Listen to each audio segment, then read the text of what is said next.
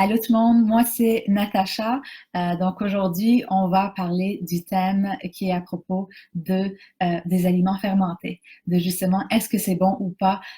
Ça veut dire quoi justement quand on entend parler que la nourriture ne doit pas être fermentée dans les intestins. Je sais que avec la mode de la flore puis la santé digestive de nos jours, il y a beaucoup de personnes qui peuvent être mêlées là-dedans, qui peuvent avoir l'impression que, bon, est-ce que ça c'est bon ou pas? On a tellement été éduqués d'avoir peur des bactéries et de tout pasteuriser, etc., que là, maintenant, on parle de fermentation qui renforce le système immunitaire. Donc, c'est justement à propos de comprendre c'est quoi ces contradictions, puis on écoute qui, puis on fait quoi, surtout si jamais vous avez différents symptômes digestifs comme après manger que vous avez mal au ventre ou que vous avez juste des ballonnements, puis vous comprenez pas pourquoi, parce que des fois vous essayez ces aliments, puis des fois ça arrive, puis des fois ça arrive pas.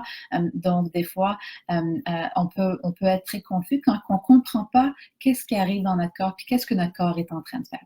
Donc justement aujourd'hui, je vais répondre à une question que j'ai reçue qui disait « Bonjour Natacha, pourrais-tu m'expliquer pourquoi la nourriture ne doit pas fermenter dans notre intestin alors que la nourriture fermentée serait bonne? » Donc, on va justement répondre à cette question aujourd'hui. Et si vous avez des questions, posez-les dans les commentaires. Ça se peut que je les vois pas quand que je fais cette vidéo. Donc, j'y reviendrai à la fin.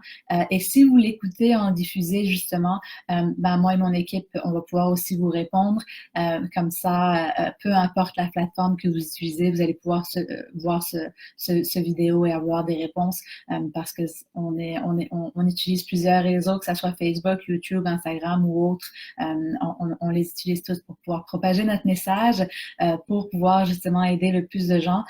Parce que je ne sais pas s'il y en a d'entre vous qui ont remarqué, mais on vit vraiment dans une crise mondiale au niveau de la santé, au niveau du manque d'énergie. On dirait que il y a de plus en plus de peur à propos d'être en bonne santé, puis de non seulement être en bonne santé, mais d'avoir de plus en plus de symptômes qu'on ne comprend pas. Même moi, toute mon enfance, je croyais que j'étais paresseuse parce que j'étais tout le temps fatiguée, puis j'avais des symptômes ici et là, mais quand on regarde un peu les taux de fatigue, les taux de burn-out professionnel, de dépression, si on regarde un peu les business qui fonctionnent le plus, c'est les boissons énergétiques qui nous impactent négativement au niveau de notre énergie et notre système digestif. Donc, moi, c'est vraiment à propos de cette mission-là qui m'allume le plus, de vraiment montrer aux gens comment se réapproprier non seulement leur énergie, mais leur santé. Donc, pour que vraiment tout soit possible à ce moment-là. Moi, jamais en tant qu'enfant, je pensais que je pourrais faire un travail à temps plein, puis aussi avoir une vie personnelle, avoir une entreprise, etc. Mais quand on a une bonne santé, c'est là que tout devient possible parce que même des rêves qu'on pensait pas avoir. Donc ça c'est quand même assez intéressant. Mais avant qu'on rentre dans le sujet, moi, j'aime pas trop me représenter à chaque vidéo, mais je sais que c'est important parce que même s'il y en a beaucoup d'entre vous qui sont de nos membres, qui regardent mes vidéos quand même, même si c'est de l'information que vous avez déjà vue ou quoi que ce soit, je sais que c'est toujours important de le revoir, de le réécouter parce on oublie souvent 90% de ce qu'on a entendu la veille. Mais en gros, il y a deux raisons pourquoi c'est important pour moi de me représenter à chaque fois, à chaque vidéo, parce que une des premières raisons, c'est que si vous voulez justement participer à ce mouvement, qu'on enseigne comment le corps il fonctionne, puis quoi faire pour contrer ce manque d'énergie, puis ce manque de santé, puis ce manque de compréhension par rapport à nos symptômes, ben, ça se peut que si vous partagez le vidéo, que vous taguez un ami qui ne me connaisse pas, puis je ne vais jamais avoir la prétention que tout le monde me connaît. Donc, ça, c'est une des premières raisons pourquoi je vais commencer par me présenter. Puis aussi, la deuxième raison, c'est qu'il y a beaucoup sur le web. Il y a de tout et de rien et je crois que pas tous les conseils sont égaux. Et donc, si vous regardez cette vidéo et que c'est la première fois que vous m'entendez, je ne veux pas que vous pensiez que j'offre des conseils juste comme ça en improvisant experte sur la question. Donc, je m'appelle Natacha Azrak.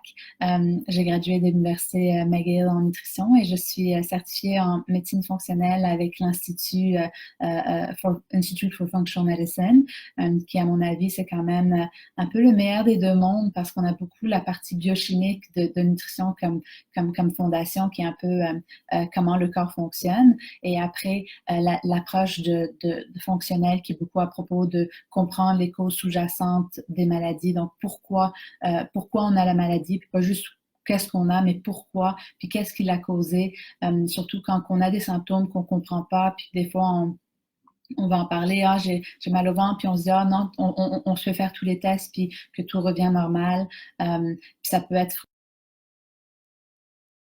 avec le temps, les problèmes peuvent s'empirer, puis ça peut être plus inquiétant, mais aussi un peu comme les centaines de personnes qui dorment 8 heures puis qui sont encore brûlées le lendemain, qui n'arrivent pas nécessairement à faire leur journée, qui sont fatigués un peu de toutes les responsabilités qu'ils ont à faire. Donc, si jamais le corps ne fonctionne pas, c'est là que ça devient plus compliqué. Donc, c'est sûr que ces certifications, ces diplômes sont quelque chose, mais j'ai aussi été très, très, très chanceuse d'avoir une expérience clinique sur des milliers de cas parce que j'ai pratiqué avec le docteur Brouillard, où j'ai pu avoir une expérience vraiment phénoménale sur des cas les plus complexes de douleurs chroniques, de fatigue chronique, de fibromyalgie, de maladies auto-immunes, qui sont des maladies où le système immunitaire attaque ses propres cellules comme la l'arthrite rhumatoïde ou la thyroïdite d'Hashimoto quand le système immunitaire attaque la thyroïde ou la maladie de Crohn ou des colites ulcéreuses quand il attaque le système digestif ou le psoriasis quand il attaque la peau ou la sclérose en plaques quand il attaque le système nerveux. Donc, j'ai été très chanceuse d'avoir cette expérience clinique. Et donc, c'est cette expérience-là sur vraiment beaucoup de cas qui m'a permis de voir des patterns de certaines habitudes qu'on peut faire pour justement booster notre énergie et comment les appliquer, parce que ça, c'est une autre sphère aussi. C'est toute une chose de savoir quoi faire, mais de comment l'appliquer, c'est une autre chose. Donc, justement, nous, tous nos programmes à la clinique ont toujours été construits pour que ça soit facile à appliquer, parce qu'il n'y a rien de pire que de savoir ce qu'on doit faire puis de ne pas être capable de le faire. Donc, c'est justement ça. Moi, ma mission, d'essayer de propager cette information-là, que des fois, avec notre système de santé est beaucoup axé sur la maladie puis les urgences, donc ils ont pas le temps nécessairement d'enseigner comment notre corps fonctionne, puis quoi faire concrètement, puis dans quel ordre pour que ça fonctionne. Donc, c'est un peu ça, que c'est pour cette raison-là que je fais ce que je fais, puis que j'essaie de transmettre le plus ce message-là. Puis si jamais dans mon message, vous avez entendu quelqu'un qui aurait besoin d'entendre ce message, écrivez, taguez-les dans les commentaires ou partagez la vidéo. Donc, ça, je sais que ça va faire une grosse différence pour eux. Alors, rentrons dans le sujet. La question, c'était, est-ce que les aliments fermentés, c'est bon, mais la nourriture, si elle fermente dans les intestins, est-ce que c'est pas bon? C'est quoi la différence? D'accord? Donc, pour vous expliquer cette différence-là, j'ai imprimé une petite image ici pour parler du système digestif. Parce que si on récapitule un peu comment le système digestif est supposé fonctionner, on est supposé avoir... là, on ne le voit pas, la bouche, mais la digestion, le système digestif commence dans la bouche. C'est vraiment... Puis même avant la bouche, il commence dans le cerveau. Quand on commence à sentir l'odeur ou à penser à la nourriture, ben là, on commence à sécréter des enzymes digestives au niveau de notre salive. Et ensuite, quand on mange, on commence à mâcher dans notre bouche qui va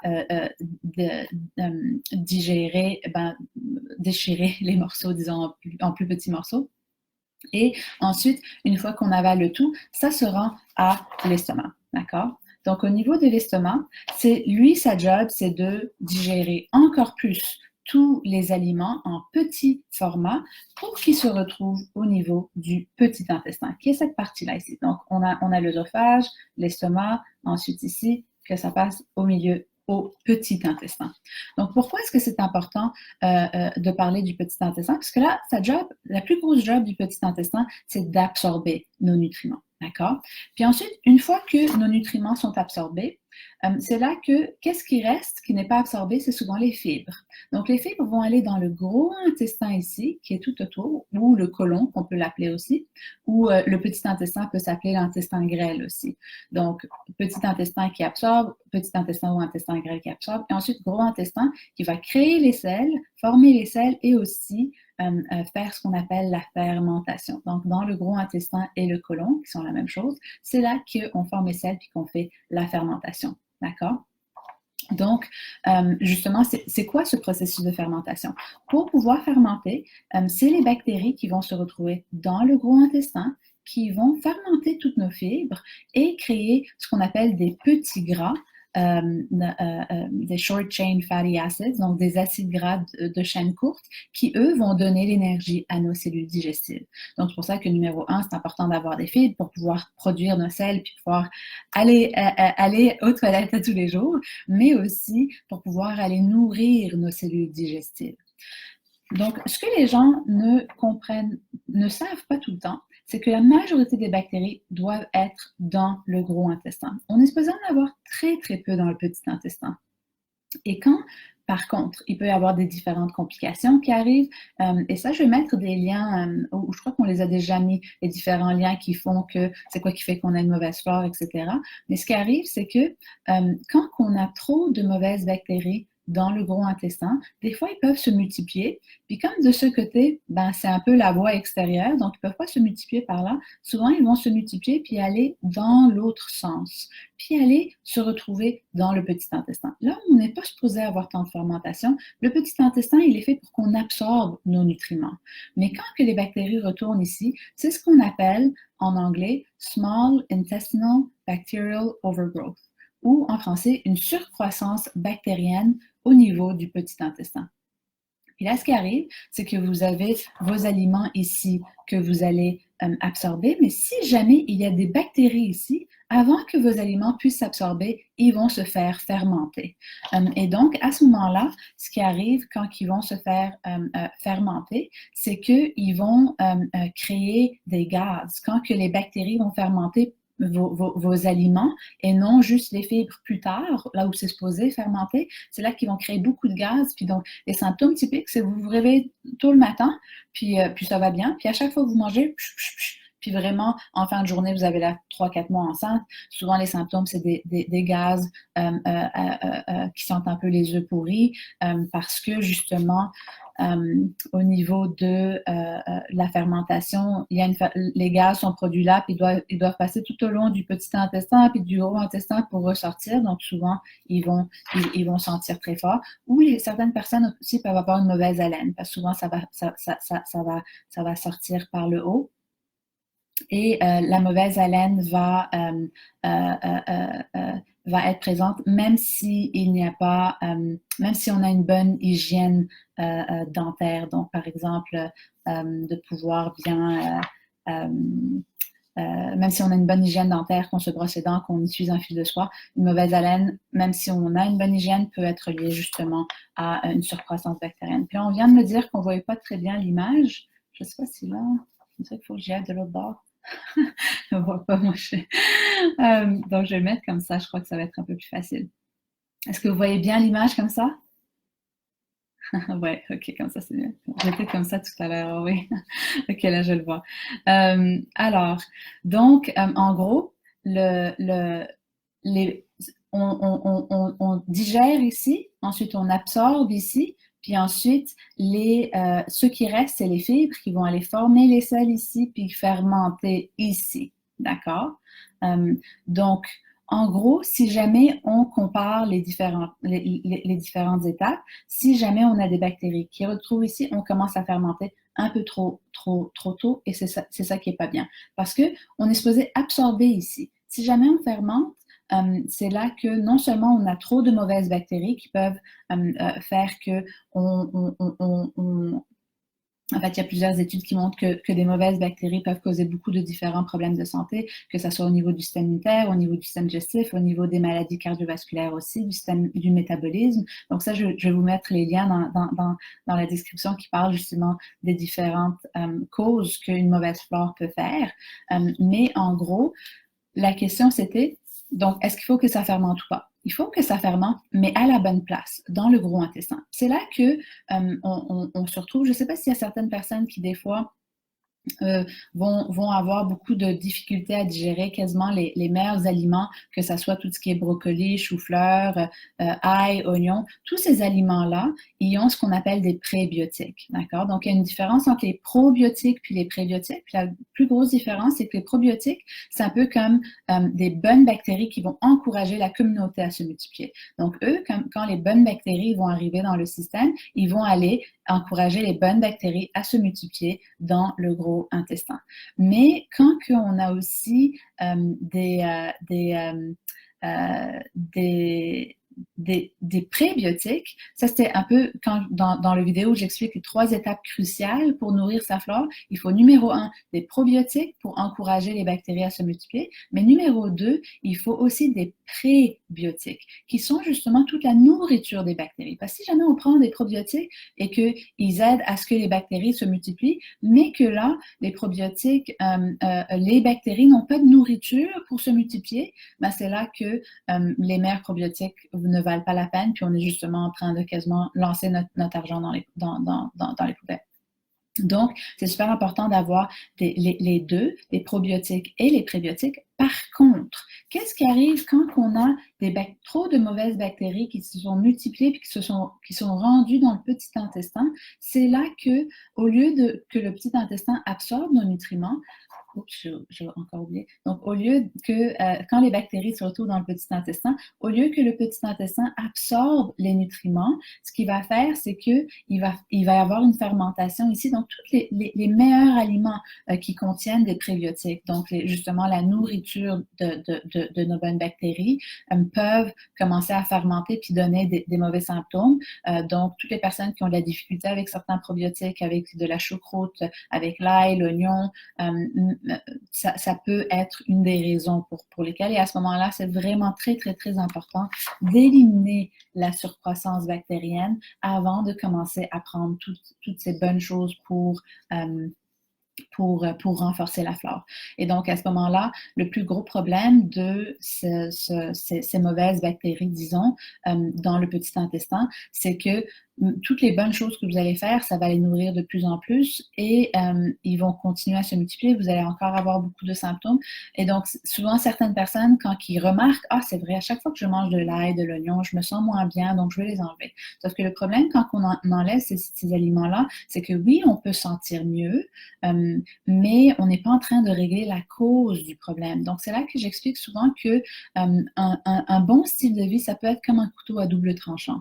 Oui, d'un côté, on se sent mieux, puis c'est très bien de manger en santé, mais si jamais dès qu'on déroge d'une bonne alimentation, on a des problèmes, ben ça veut dire qu'on est en train de patcher avec un bon style de vie des symptômes qu'il faudrait qu'on règle à la cause sous-jacente, un peu comme ce que l'approche fonctionnelle enseigne. Et donc, c'est cette première chose qu'il faut voir. Donc, c'est pour ça que, oui, les aliments fermentés, c'est très bien s'ils fermentent à la bonne place. Mais dès qu'on a des mauvaises bactéries qui ont été là pour trop longtemps, c'est là qu'ils peuvent se retrouver dans le petit intestin puis que ça ne fermente plus à la bonne place. Sinon, les aliments fermentés, c'est ce qu'on veut. Donc, j'espère que j'ai bien répondu à la question qui avait été posée. Juste à comprendre que des fois, il y a certaines personnes qui vont me demander « Ah, ben pourquoi ton médecin ne m'en parle pas de cette bactérie ou de cette surcroissance-là? » C'est pas que ce n'est pas connu, c'est quand même un nouveau phénomène. Parce que c'est sûr que de génération en génération, là, on part d'une flore de pire en pire parce qu'elle se transmet beaucoup pendant la grossesse puis avec le style de vie. Donc ça, vous pouvez voir mon vidéo qui explique les 6 différentes causes qui créent une mauvaise flore. Puis le plus qu'on a une mauvaise flore, le plus que là, on a de risques que les bactéries migrent dans le petit intestin qui se multiplient tellement.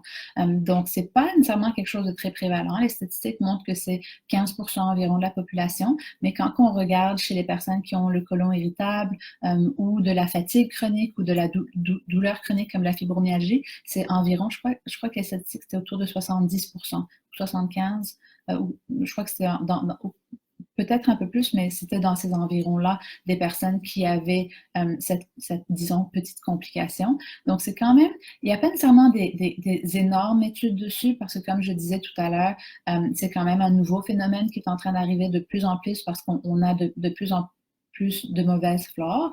Et il y a plusieurs gastro-entérologues qui connaissent ce phénomène, mais souvent, même il y en a certains qui ont déjà donné des antibiotiques pour l'éliminer, puis la personne s'est bien sentie pour quelques semaines, puis après, les symptômes sont venus. Pourquoi? Parce que si jamais on ne travaille pas sur la cause des mauvaises bactéries directement après, si jamais on n'élimine pas tout de suite les mauvaises bactéries dans le gros intestin directement après, ça peut revenir parce que ils vont juste revenir si les mauvaises bactéries ne sont pas éliminées.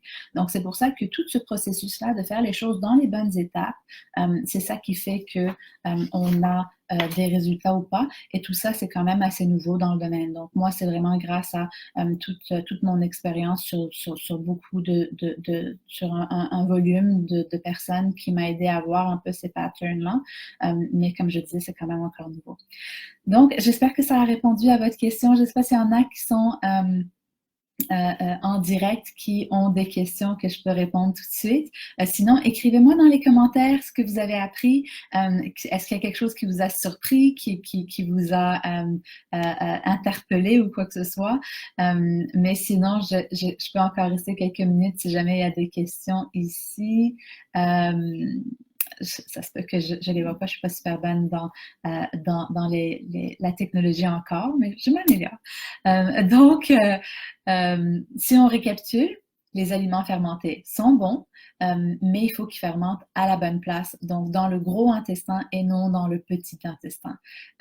Et donc, comme je disais, écrivez-nous dans les commentaires ce que vous avez appris, taguez quelqu'un si jamais vous connaissez quelqu'un qui mange bien, puis qui a l'air encore de ballonner tout le temps, puis qui comprend pas pourquoi, ou des fois il ballonne, des fois il ballonne pas, puis ça se peut que ça soit juste une combinaison, que cette journée-là, il y avait de l'ail, puis beaucoup d'oignons, puis des brocolis. Donc, toutes les personnes, justement, qui ont de la difficulté avec la diète FODMAP, c'est souvent les aliments qui vont fermenter dans le petit intestin si jamais il y a des bactéries. Donc, oui, la diète FODMAP va aider, va soulager des symptômes, mais si on ne règle pas le problème, on va toujours être pris sur une diète stricte. Il faut garder en tête que la diète FODMAP, c'est pas nécessairement la meilleure diète parce qu'on élimine tous les aliments qui nourrissent les bactéries. Donc, sur le long terme, ça va avoir un effet négatif sur les bonnes bactéries aussi. Donc là, je vois qu'il y a une question.